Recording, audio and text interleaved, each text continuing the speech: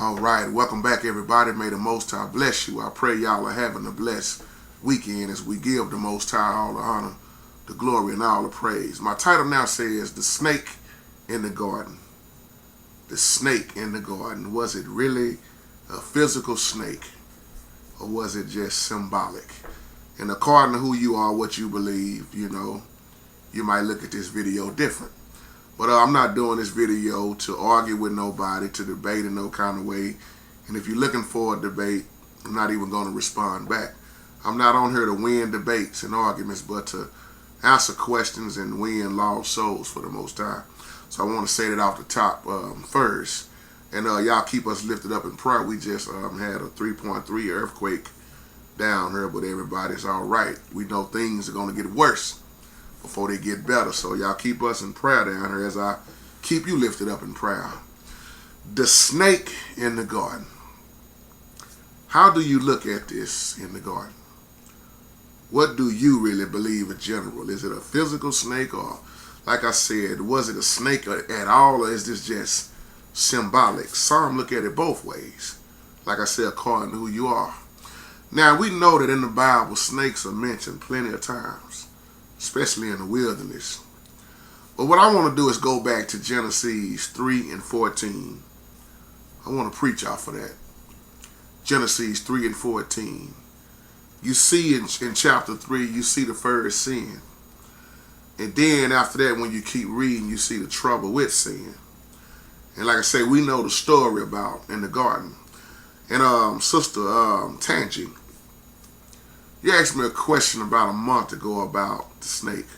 So that's why I want to just title this video, The Snake in the Garden, and let me know if I answer your question. And if I didn't really get to it the way you thought, then hit me up and we'll get to the bottom of it. We're looking at scriptures because there's so much to say on this, but I don't want to make the video too long. I might have to come back and do a part 2. So I want to go back to the scriptures once again. So let's go to Genesis 3 and 14. And let me slide down right quick. Okay. Now it says in the word of the Most High in Genesis 3 and 14, And the Lord God said unto the serpent, Because thou hast done this, thou art cursed above all cattle, and above every beast of the field. Upon thy belly thou shalt go. And thus shalt thou eat all the days of thy life. Question once again. Was it really a snake? Or was it the angel of light? Keep in mind in this video the snake, but then keep also in mind in this video the angel of light. Because Satan can transfer himself into the angel of light. Matter of fact, while we're looking at it, let's go ahead and read verse 15 because it's very important. Y'all know I've taught on this so many times, but let's look at it again. In 15 it says, And I will put enmity between thee and the woman, and between thy seed and her seed. It shall bruise thy head, and thou shalt bruise his heel. What is the seed? Was it talking about apple seeds? Since so many teach this biting of an apple thing. No. It's talking about offspring. Your fruit. Your children. Now, if you really think this was a physical snake, then what's your take on that right there just by itself? The Most High is addressing. I like this because I like to call this the conversation with the Most High and the devil. But the devil didn't get to talk back much. That's how I look at this. Sister Keisha, if you're looking at this video, the angel of light, once again, he can transfer into.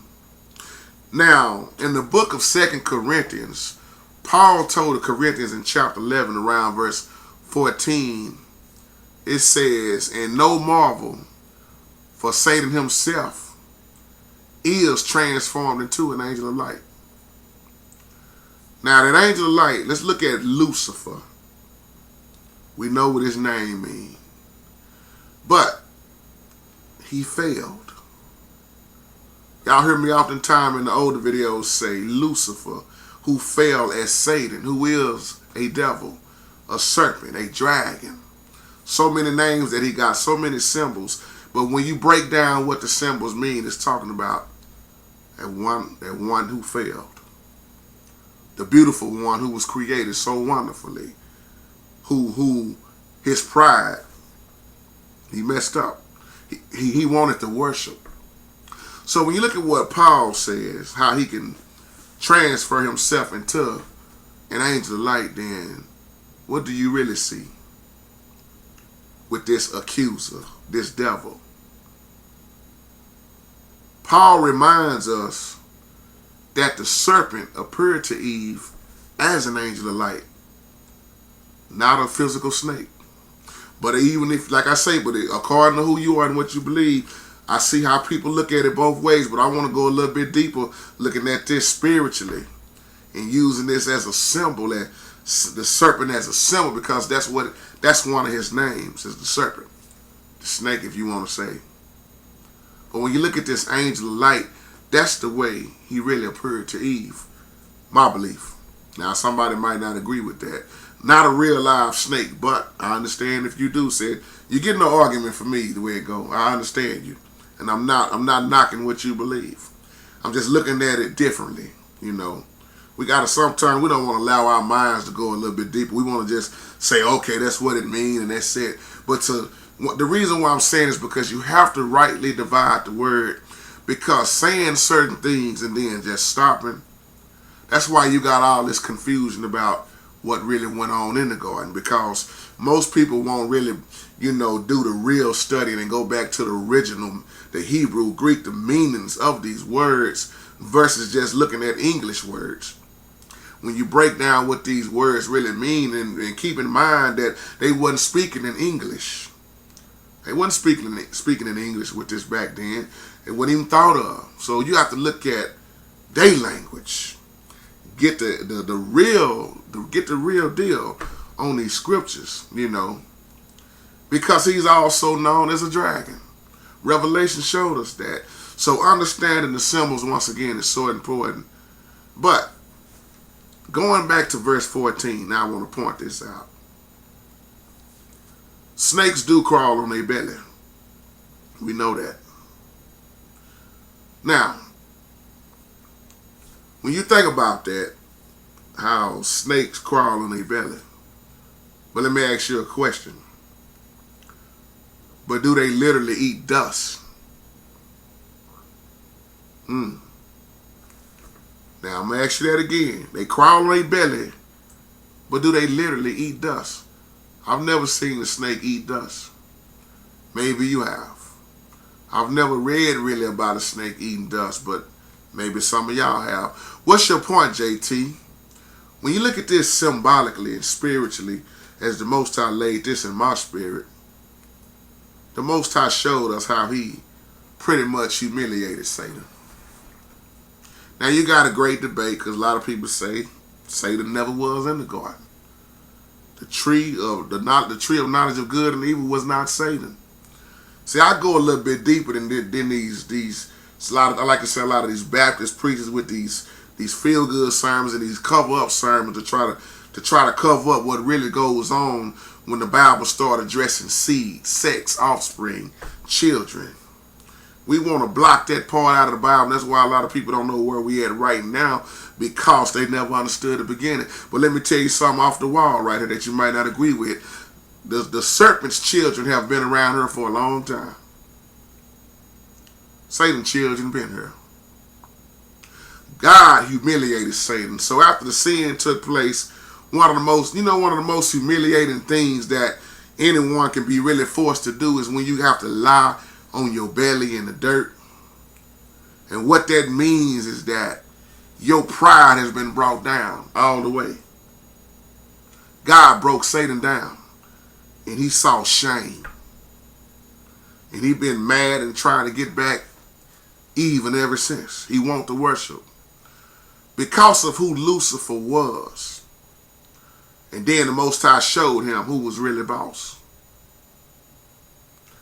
That's why Satan couldn't stand Eve. That's why he tried to get at Eve. That's why he tried to corrupt the bloodline to stop Yahshua from ever getting in there. We don't want to tell the truth about really Noah's day.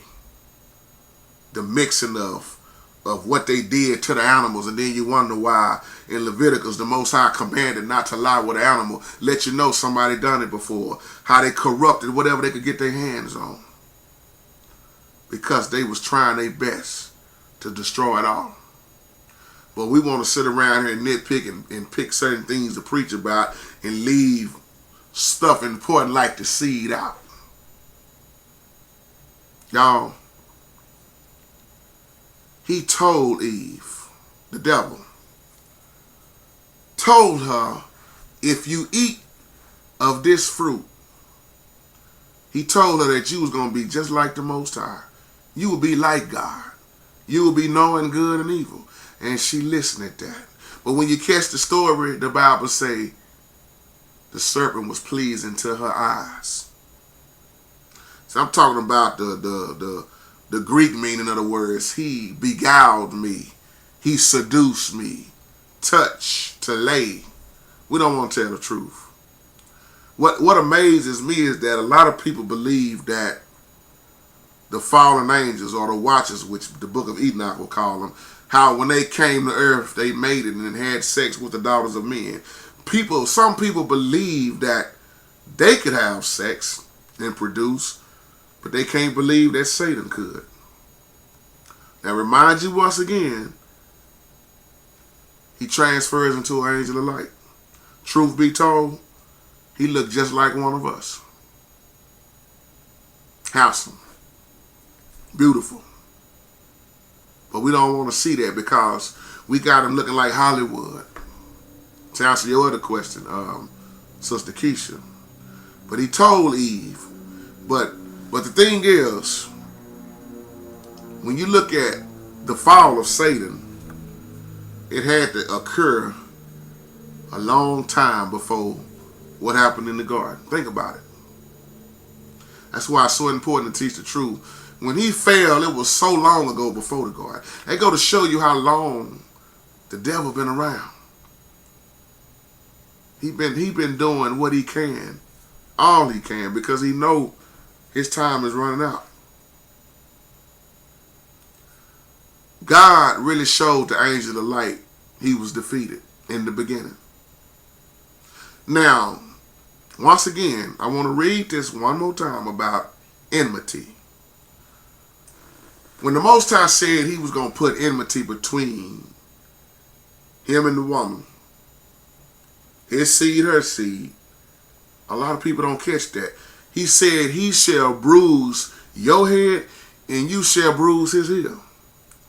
Now the first thing you notice, it predicts division. And I like to call it, like I studied a while back, that's an unending enmity to exist between two classes of humanity. That's division. Think about it. I'm going to put hatred. I'm going to put enmity between your seed. What is seed? Once again, not biting of an apple. Offspring. Fruit. The book of John calls out the devil's children. Yahshua said it. But we skip over that. I don't even want to get into details talking about the Kenites in this video. That's a whole nother video. It was about the seed.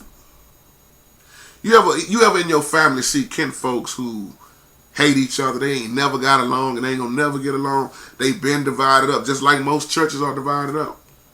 Well, that's what you see here. Division. The division, y'all. That's why it was so amazing that the Most High chose Mary. See, Mary came and done what Eve supposed to have done. So he had to pick a virgin. And Joseph could have had Mary killed, but the angel spoke to Joseph. Back in that day's time, you couldn't fool around. But they let Joseph know it was all right. So when Mary came and done what Eve should have done, that's why Mary in so many ways is known as the second Eve. A lot of people might call her. because she was pure. She was a virgin. She hadn't been messed with. Somebody catch that later on. The angel of light come to kill, steal, and destroy, y'all. A lot of people say that the seed is not important. I've heard preachers say this, big time preachers. You don't need to worry about seed and you know this and that. You need to just skip past that. But if you don't understand the division from the beginning, how you going to comprehend the rest? The seed, that's where it starts. That's where it starts.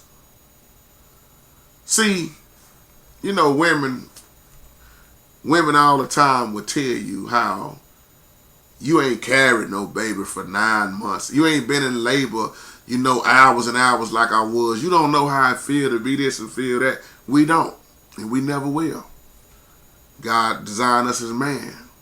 But let me tell you something, ladies, out of love, I don't think a lot of women really understand how important the seed of the man is. I'm going into something else. I shouldn't even went into that. And I'm not saying it to say that you are less important. You are very important. Because of you, we're here. We love you.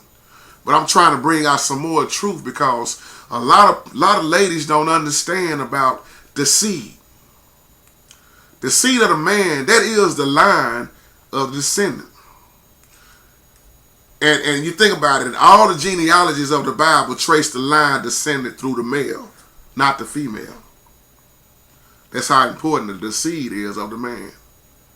Even when you get married, they want you. Who last name do you really supposed to carry? The seed, so important. The angel of light, he knew that. That snake knew that. That's why he hated Eve so much. Satan has always tried to destroy the bloodline.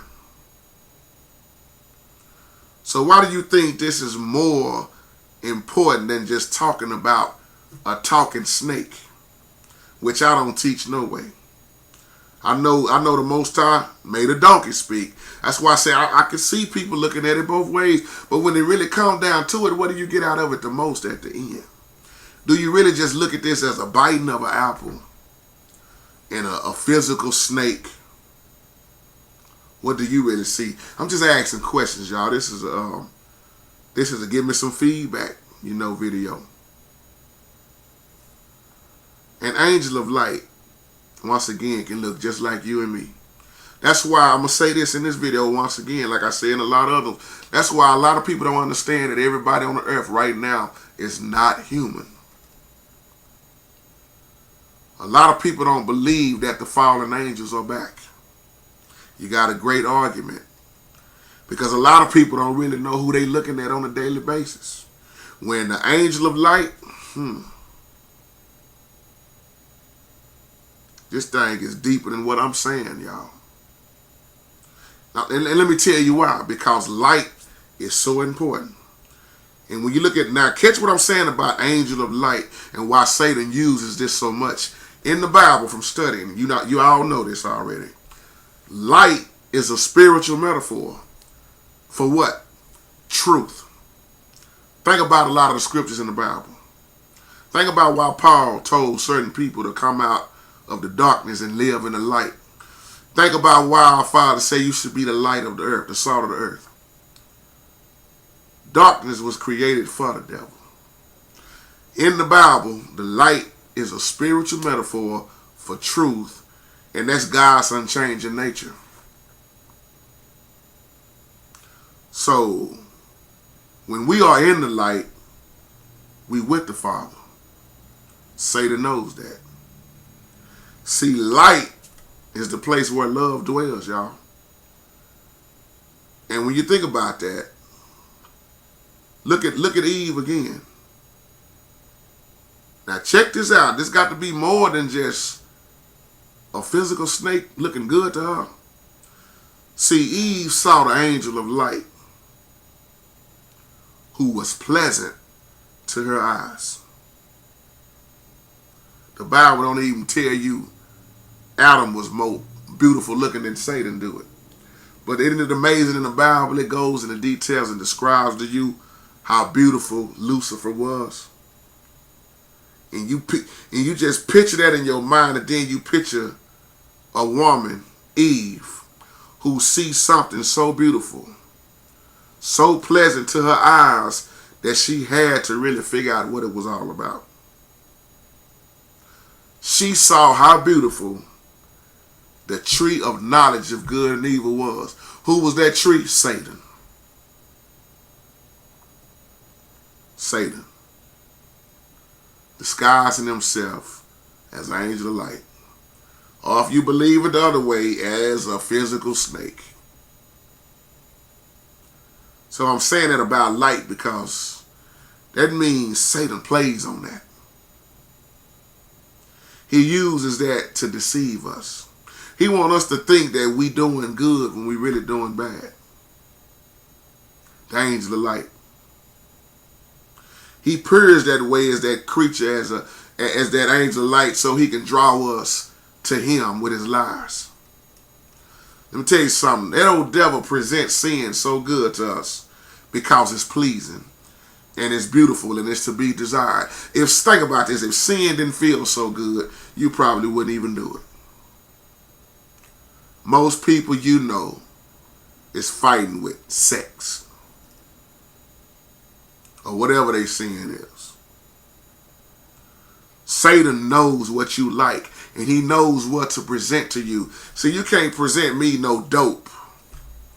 You can't tempt me with money. You can't tempt me with drugs. You can't tempt me with such and such, this and such and that. But if you put a woman in front of me, I'm tempted. Ain't no need in the line, my brothers and sisters, because that was my downfall. The body, sex, doing what I wanted when I wanted. And I had to be broken down from that. And it's still a constant fight every time I think about it and wake up in the morning. To fight against what you didn't, to fight against what you don't do no more. That's called denying yourself. So I have to put on that whole armor. Because without this word, I ain't got a chance. Satan would have been had me. Because I see that angel of light all the time. I don't just see no snake in the garden. I got to get past that. Now that's what I was taught growing up. The one who is to bruise the serpent's head is the seed of the woman. Now, in all of human history, y'all, there is only one who could have fulfilled that. Yahshua.